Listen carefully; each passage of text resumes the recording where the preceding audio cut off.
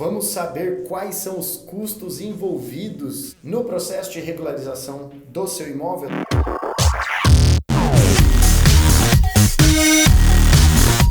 Na verdade, eu sei que o custo, o valor que nós precisamos gastar para regularizar o nosso imóvel é o ponto crucial que vai fazer a gente conseguir ou não regularizar isso. Claro que dependemos de documentos e algumas outras coisas.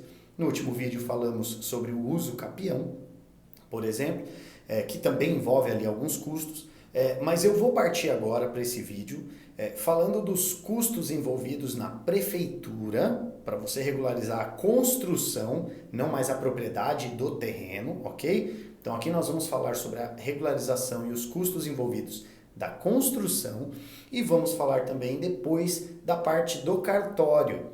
Porque após a regularização do seu imóvel na prefeitura, você precisa averbar isso na matrícula lá no final. Então, vai ficar um vídeo um pouquinho mais comprido do que a maioria aí que eu tenho gravado, mas eu preciso passar com vocês alguns pontos importantes para vocês entenderem essa questão dos custos, tá certo? Então, vamos lá. Primeiro ponto, você vai precisar contratar um engenheiro ou um arquiteto para te assessorar neste processo. E aqui a gente já entra na primeira variável desse custo. Por quê? Porque de repente você vai ter um engenheiro na família, um arquiteto, que vai fazer para você um preço de primo, de irmão, de tio, né? De amigo. Ou senão você vai procurar um engenheiro que tem 30, 40 anos de experiência, uma pessoa que tem um escritório que é muito mais seguro. Claro que eles vão ter preços diferentes, tá certo? Então, esse é um custo variável e, infelizmente, eu não consigo aqui passar para você uma certeza de quanto você vai gastar com essa parte de assessoria de um engenheiro ou de um arquiteto no processo de regularização. Porém, tem outros custos que a gente vai conseguir ter uma bela noção de quanto ele vai custar para você. E aí, a gente vai chegar aqui no segundo ponto de custos envolvidos na regularização do seu imóvel. Esse segundo ponto é a taxa de análise do processo. A prefeitura ela vai cobrar de você um valor por metro quadrado para a análise do processo, quando você for protocolar. Hoje, o valor praticado quando você protocola um processo é de R$ 4,20 por metro quadrado. Tá bom? Então, isso aí você já consegue pegar aí a metragem da sua casa, do seu galpão, da sua indústria, e você vai ter uma média de quanto custa hoje um processo de regularização de taxas da prefeitura para analisar o processo. R$ 4,20 por metro quadrado. Agora, esse não é o único custo, existem outros. Eu vou entrar num item agora que é a outorga onerosa e depois eu vou gravar um vídeo só sobre outorga onerosa porque você já vê pela palavrinha que é um bichinho aí de 7 cabeças, né? A outorga onerosa é uma taxa que a prefeitura vai cobrar somente nos casos em que a construção ultrapassar uma vez a área do terreno. Tá? Então, se você tem um terreno aí de 10 por 25, que é uma grande maioria, 250 metros quadrados. Se você construir até 250 metros quadrados, vamos supor, 2 andares de 125, né? Você usa metade do terreno, faz 2 andares, um sobrado, você vai ter aí até os 250 metros de construção. Nesta situação, você não paga outorga onerosa, tá bom? Outorga onerosa é uma taxa cobrada para quando você passa uma vez a área do terreno. Em São Paulo, existem regiões que você pode construir até 2 vezes a área do terreno e existem outras áreas em um raio de até 400 metros das estações de metrô ou 200 metros de distância de cada lado de corredores de ônibus. Depois eu posso explicar mais detalhes para vocês. Então, essas duas áreas, por exemplo, o potencial é 4 vezes a área do terreno. Então, se você tem um terreno de 1.000 metros quadrados, em alguma área como essa que eu acabei de explicar aqui, você vai poder construir até 4.000 metros quadrados de construção. E aí, os primeiros 1.000 metros quadrados, você não vai pagar outorga onerosa referente a eles. E se você construir até 1.000, não paga. Agora, se você passar de 1.000, indo até 4.000, por exemplo, você vai pagar esse valor por metro quadrado. tá bom? Então isso é outorga onerosa, é um valor cobrado quando você passa de uma vez a área do seu terreno. E aí a prefeitura ela vai exigir esse pagamento assim meio que de forma imediata ou em até 10 vezes, é isso que rege hoje, tá? A lei. Claro que a anistia pode sair com algum favorecimento nesse sentido, mas como ela ainda não foi aprovada, então não tenho como dar certeza para você, hoje funciona assim, você paga ela, ou na última anistia, como foi, você teve até 10 vezes para pagar ela parcelada, tá certo? E aí, esse valor por metro quadrado, excedente a uma vez a área do terreno, ele é definido por um cálculo que vai envolver uma fórmula enorme. Por exemplo, aqui, ó. E aí depois no vídeo de outorga onerosa eu vou explicar isso com mais detalhe. Área do terreno dividido pela área construída, vezes um valor por metro quadrado que a prefeitura vai chegar nesse valor, baseado no valor venal da região, não só do seu imóvel, mas da região onde ele está, vezes um fator social, vezes um fator de planejamento. Tá? Então, por exemplo, eu tenho clientes na região Zona Sul, aqui, Capão Redondo, onde existe uma demanda para a área comercial e industrial. Eles querem, a prefeitura quer, o plano diretor definiu que lá o foco é gerar emprego. Eles querem gerar emprego na periferia, Zona Leste, por exemplo. Então, existem diversas áreas onde você constrói acima de uma vez a área do seu terreno sem pagar outorga onerosa. Por isso que aqui no final ele vai multiplicar pelo fator social e vai multiplicar pelo fator de planejamento. Se a prefeitura quer incentivar a construção de habitação social ou geração de empregos, pode ser que na hora de você aprovar o seu projeto, a outorga onerosa venha zerada e você vai poder construir muito mais sem pagar essa taxa. E ela costuma ser considerável, um valor alto, tá? Bom, mas tem a outorga onerosa, em outro vídeo eu vou falar um pouco mais sobre ela. E aí, o quarto e último custo, quando estamos falando de prefeitura, no final da regularização, a prefeitura vai emitir uma guia de imposto para você recolher o ISS, Imposto sobre Serviço, tá certo?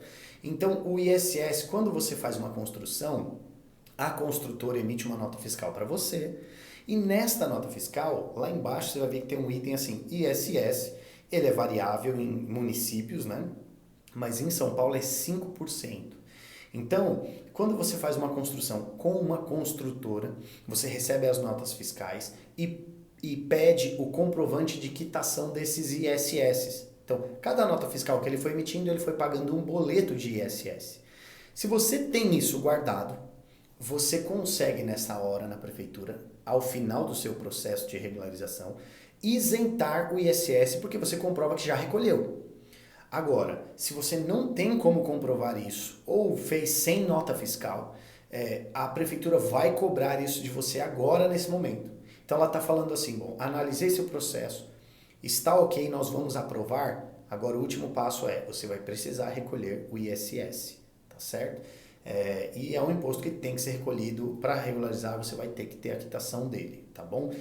O ISS, se você puder fazer uma conta, a gente tem um modo de falar de conta burra, né? Uma conta chutada, você poderia fazer uma conta de mais ou menos R$40 por metro quadrado do que ampliou. Tá? Então você tinha uma casa de 100 metros quadrados, aumentou 40 metros quadrados, por exemplo. Você vai pagar o ISS só em cima desses 40 metros quadrados a mais, desde que aqueles outros 100 metros já estava regular, ok? Então se já estava regular, você vai pagar somente do excedente. Se tudo está irregular na construção, você vai pagar em média esses R$40 por metro quadrado de toda a construção, tá bom?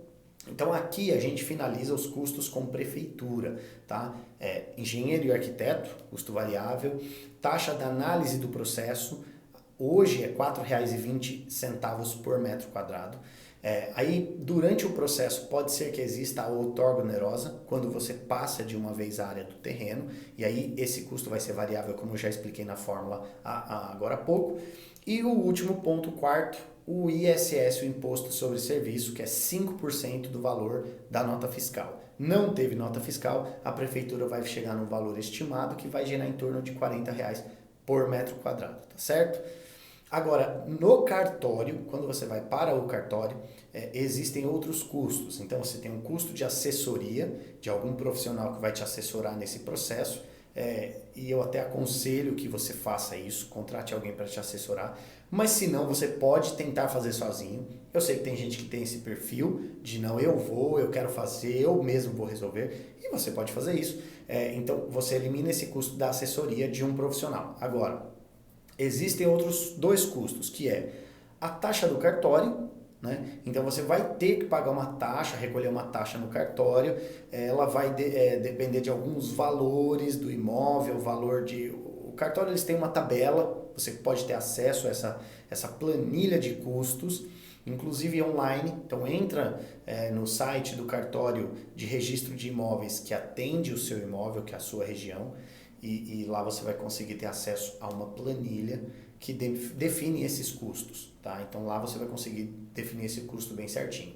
E o último ponto é o INSS, que é outro imposto, que também deveria ter sido recolhido na nota fiscal. Lembra que eu falei do ISS? Quando a gente emite uma nota fiscal de construção, lá dentro, referente à parte de mão de obra, é recolhido o INSS, que é do Instituto Nacional de Seguro Social. Ou seja, quando você, um profissional, um pedreiro, se acidenta na obra e ele aposenta pelo INSS. E esse custo tem que vir de quem? De quem está construindo. Né? Então, você construiu recolhendo nota fiscal, esse imposto já foi recolhido. Ok? Agora, não, eu fiz minha construção, eu chamei alguns pedreiros e eu mesmo toquei por conta, que é o que acontece em grande parte dos pequenos empreendedores, investidores em São Paulo, eles acabam não recolhendo o INSS. E aí lá no cartório, você vai averbar a sua construção. Então vamos lá, na prefeitura você regularizou a construção, agora você vai ao cartório para averbar isso na matrícula. E essa é a última etapa do seu processo de regularização do imóvel, da construção. Nesta hora da averbação, eles vão te emitir um boleto, uma guia, para você recolher o INSS. E aí ele está vinculado ao CND da obra, tem um processo aí também meio chatinho, bem burocrático. Eu vou gravar um vídeo depois sobre somente o INSS, que é meio trabalhoso junto à Receita Federal, mas é um passo sério. Por quê? Quando você faz uma construção ou uma regularização, ela pode caducar, ou seja, você não pagaria o INSS caso passe 5 anos. É muita informação, mas vai deixando suas dúvidas aqui embaixo, eu vou tentar esclarecer para vocês depois cada uma, tá certo? Mas após 5 anos, caso você não pague esse INSS, ele tem uma caducidade. Porém, a Receita Federal hoje, ela já sabe disso, o Estado ficou sabendo disso e eles criaram um mecanismo que, quando você chega próximo ao 4º ano e eles percebem que não houve uma regularização nem um recolhimento do INSS daquela obra, a Receita Federal está começando a notificar os proprietários para que se regularizem perante a Receita Federal.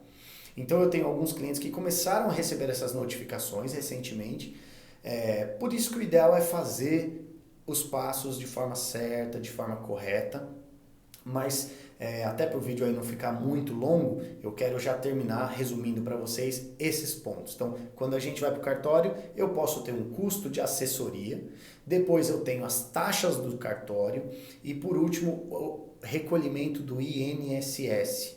Porque uma vez que você construiu, você, o dono da construção, é corresponsável perante a aposentadoria daquelas pessoas, ou uma fração da aposentadoria daquelas pessoas que trabalharam na sua obra. O pedreiro, o pintor, o gesseiro, o eletricista que prestou serviço para você, um dia ele vai se aposentar, ou ele pode se acidentar e acabar tendo que ter uma aposentadoria mais longa por não poder trabalhar, por uma incapacidade física.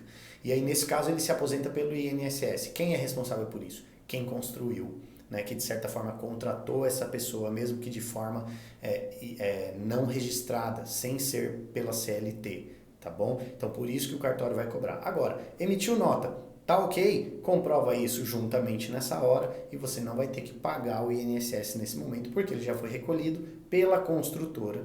Então você vai ter que comprovar isso no cartório. tá bom?